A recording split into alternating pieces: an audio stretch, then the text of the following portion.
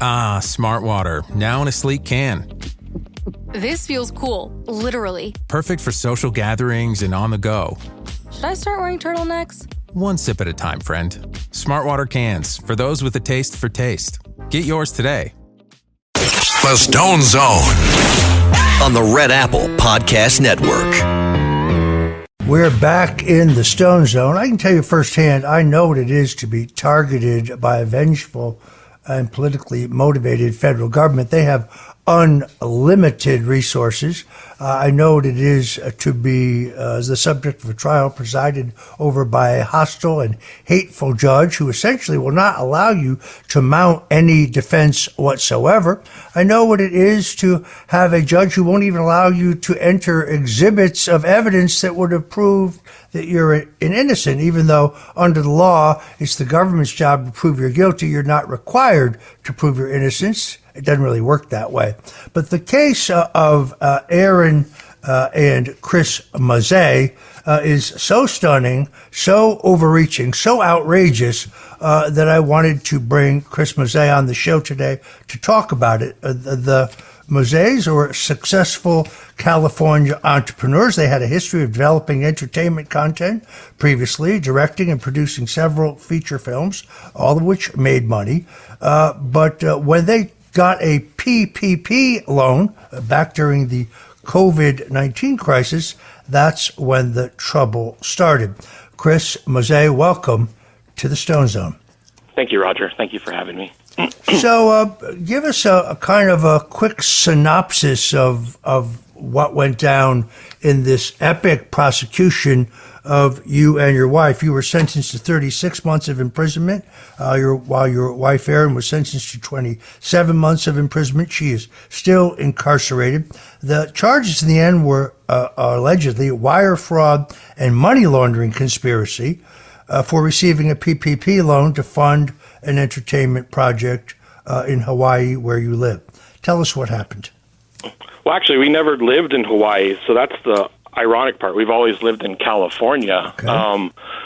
This all stemmed because we had a project called Ohana that basically was a fictional character in a non-fiction world of Hawaii in the 1990s, dealing with the mob and the corrupt federal government over there.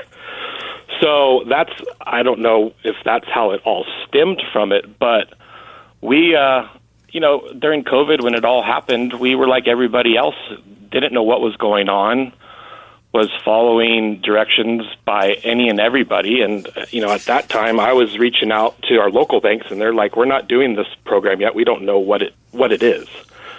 And so that's when I started just kind of going online every day just to get questions. I had questions. I needed answers. And I reached out to, I don't even know how many different banks and loan originators, and one of them wrote us back and said, no, you can use projections. And it didn't seem off to me because back in the day, we used to own a No Fear store, and we got a traditional SBA loan. And one of the requirements is you fill out a whole Excel spreadsheet on your 18 months of projections. So it didn't throw up any irregularities to me or to us.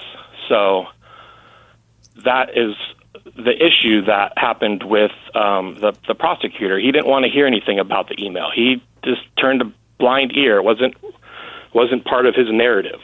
So the loan originator advised you that it was proper to use payroll projections for the loan, which is what you did. You had done it previously when applying for an SBA loan. Ultimately, it was determined that the loan originator's guidance was incorrect. It would seem to me that agreeing to pay back the loan should have solved this issue. But for some reason, the U.S. attorney and a federal district judge, they seem to me to be looking more for a scalp rather than true justice. What happened next? So, yeah, I mean, through this whole process, we once we learned that the information was incorrect, we said, okay, you've already seized the majority of it, because when we first got the loan, I'm like, I do not want any of this money in my normal account. like, this is not my money. So we put what we were told we were allowed to pay ourselves, and everything else went into a specific account for Ohana. And, that right there is their money laundering charge. But once we found out that the advice from the loan originator was not proper, we said, okay, what can we do? Like, let's sell our condo. We had bought a condo over in Hawaii because we were planning on shooting this pilot in summer of 2021. So, we sold that, and we came up with close to $1.2 million out of the $1.3 million. That was the original loan amount, and they just didn't care. They're like, no, you guys are hard criminals. We don't care. They wanted to treat us like the other people that you would hear on the news that bought Lamborghinis and didn't have businesses. And it was just sickening to us that we were being labeled that when we're a normal family. I mean, we're basically similar to everyone that's listening to your program. We're not famous. We're not politicians. We're your average family that got targeted. And I think there's a lot of them out there that just don't have a voice. And so we're very thankful you're giving us a voice. I mean, the case against you and your wife, Erin, seems plagued with prosecutorial abuse from the start. Federal agents seized all your accessible assets prematurely in May of 2021, but that's nearly a year before any charges were filed against you in May of 2022, violating a requirement to file charges within 90 days or return the seized assets. This included placing what's called a lis pendens, a public notice that a particular property has a claim against it on your family home that had been purchased 3 years well before the COVID-19 pandemic even occurred, as part of the plan to squeeze you and coerce you into entering a plea agreement. I still find the entire thing incredible because you were bled dry. You had already paid back virtually all of the PPP loan, yet they decided to destroy you financially anyway, when the matter could have been civilly quite easily settled simply by paying them back. You operated on the basis of bad advice, but they had no interest in that. In fact, as I understand it, the plea deal banned any negotiation that would have prevented you from arguing for a reduced sentence. You have two small children, yet they insisted that despite the fact that you were first-time, nonviolent, non-drug-related offenders, that you had to do serious time, ripping your wife now, who's still behind bars, away from two young children. This is really quite incredible. No, I agree. And the problem with the house is when we got served our target letter, we had over $1 million in equity in that house.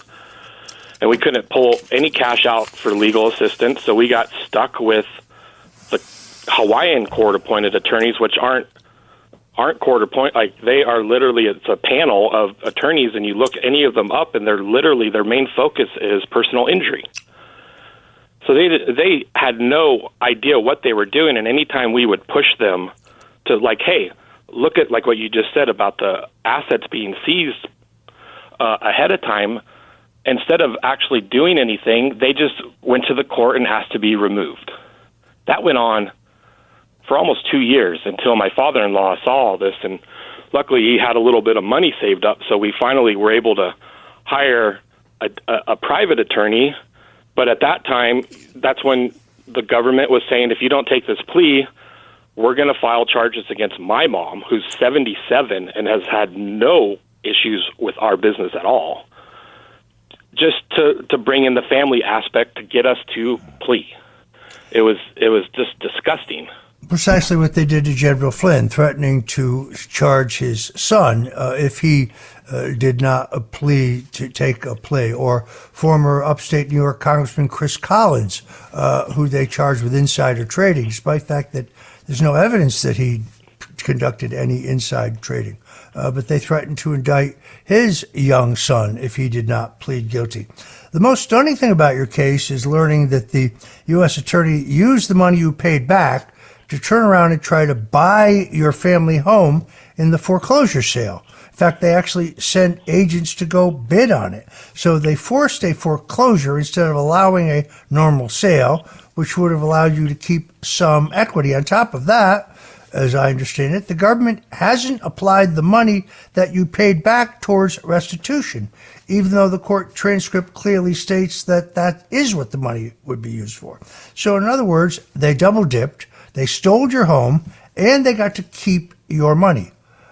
This is a cautionary tale because what happened to you and your wife, Erin, can happen to any American.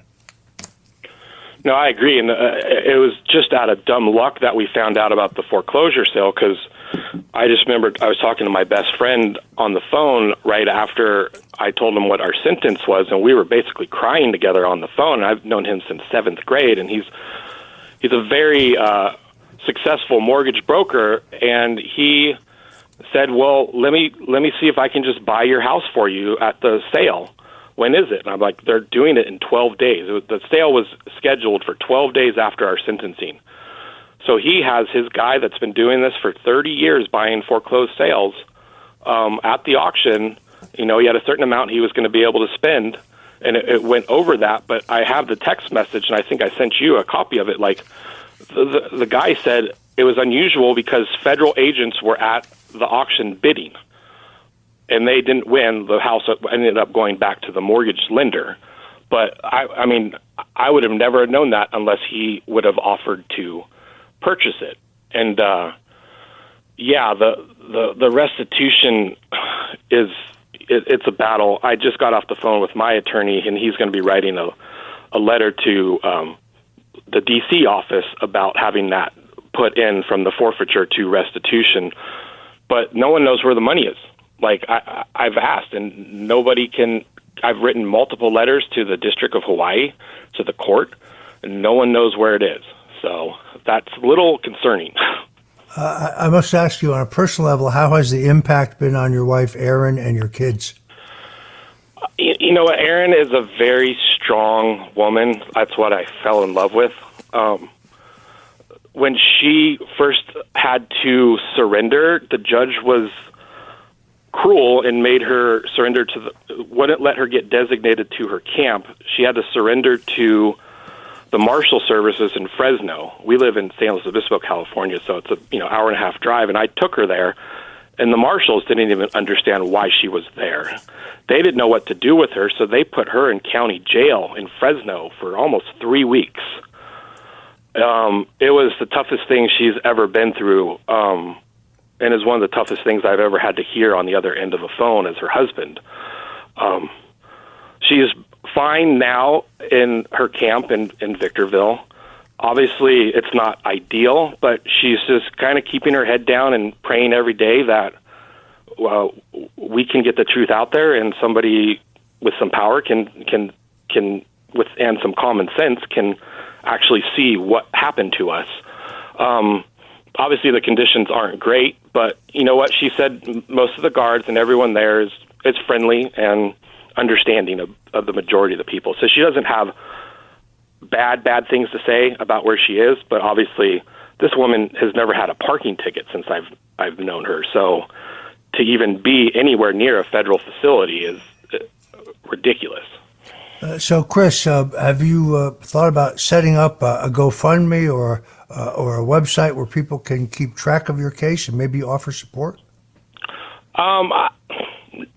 Not really. I mean, I've been so busy. We own our own business. Through all of this, we were able to start a whole nother business under the most trying of times, and you know, it's doing really good. So that takes a majority of my focus, and obviously I'm raising 2 young boys as a pseudo single father right now. And they're hanging in there. Our oldest obviously was more of a mama's boy, and I can tell he misses Erin. Our youngest, Nico, he always looked more up to me. So I think he isn't getting hit with the effect of it as much, but We don't need the money. I don't care about money. I just care about getting her home. But obviously our story could make an impact for other people. So I've thought about starting some kind of blog or something like that. And obviously Erin's keeping notes, and we are writers, so obviously this could be a book someday or a documentary or something that would just blow you away on what can happen to a normal family. All right, Chris Mazzei, thank you so much for coming into the Stone Zone, telling us your story today, and we will be praying for you and your wife Erin and your 2 young boys. Don't go away, folks. I'll be right back in the Stone Zone. The Stone Zone on the Red Apple Podcast Network. The Stone Zone on the Red Apple Podcast Network. Whether the so-called reporters at the Washington Post are deranged. In an article investigating the, quote, mysterious drop in fentanyl seizures on the U.S.-Mexico border, the Washington Post explores what they call a new and puzzling reality. The explanation, they say, is complex. Of course, it's only puzzling and complex if one refuses to acknowledge that President Donald Trump has stemmed the flow of drug smuggling by enforcing the law against illegals entering the country on our southern border. Fentanyl seizures have plummeted from 1,700 pounds in 2024 to 746 pounds in 2025, according to the Washington Post. The decline is occurring even as the Trump administration has deployed thousands of troops to the borders and expanded drone flights. With more boots on the ground, you'd think that seizures would go up, not down. Now, you might think that if you fail to consider for a second that the thousands of boots on the ground provide deterrence against Mexican drug cartels. Avoiding being thrown in prison, something cartels don't have to worry about so much under Joe Biden, is undoubtedly a significant factor in the drop of narcotics seizures. A White House spokeswoman responded to the Washington Post by saying the drop in fentanyl seizures at the border is only a mystery to the Washington Post reporters suffering from a severe case of Trump derangement syndrome, also known as TDS. Everyone else not affected by TDS knows the simple truth that President Trump's closed our border to illegal drug traffickers, and Americans are safer because of it. As of March, fentanyl traffic at the southern border had fallen by more than half of the same amount last year, while Joe Biden's open borders were still terrorizing and destroying America. The Washington Post's theory is the drugs just stopped being cool this year. At least that's essentially what they say in their article. You're getting this generational effect. Illicit opiates are just not as cool as they were, an epidemiologist was quoted by the Washington Post as saying. It's amazing how fentanyl apparently lost its addictive nature as soon as President Donald Trump took office, apparently. This is why I don't get my news from the Washington Post, for the same reason I don't eat out of the toilet. A new poll out from Atlas Intel of the 2028 Democrat presidential contest has Pete Buttigieg in the lead at 32%, AOC at 19%, former Vice President Kamala Harris at 17%, Cory Booker at 10%, Governor Gavin Newsom at 7%, Little Josh Shapiro of Pennsylvania at 5%, Governor Gretchen Whitmer of Michigan at 4%, and Reverend Raphael Warnock, the senator from Georgia, at 1%. You can make a poll, say anything you want by the wording of the question, the order of the questions, the size and accuracy of the sample. Every credible poll that I have seen shows that Kamala Harris would be the easy front runner. Makes sense. She just spent $300 billion running for president. And AOC is a surprisingly strong second place finisher. Although my favorite remains an AOC Jasmine Crockett ticket. Make my day. Thanks for joining us today in the Stone Zone. Until tomorrow, God bless you and Godspeed. Thanks for listening to the Stone Zone with Roger Stone. You can hear the Stone Zone with Roger Stone weeknights at 8 on 77 WABC. If you like the podcast, share it with your friends and listen anytime at WABCRadio.com and download the WABC Radio app. Hit that subscribe button on all major podcast platforms. Plus, follow WABC on social on Instagram, TikTok, Facebook, and X. See you next time for a new episode so you never have to wonder. What the heck is going on here? Hello, folks. Larry Kudlow here. Pay attention, because China is leading the largest anti-American alliance since World War II. One that's already dumped U.S. bonds, grabbed 43 million acres of our farmland, and is plotting to dethrone the dollar. That's why IRA and 401k savers are protecting their savings with gold. Please go to freegoldguide.com/Kudlow or just call 800-621-3908 for your free gold guide on how to protect your wealth with gold 100% tax-free.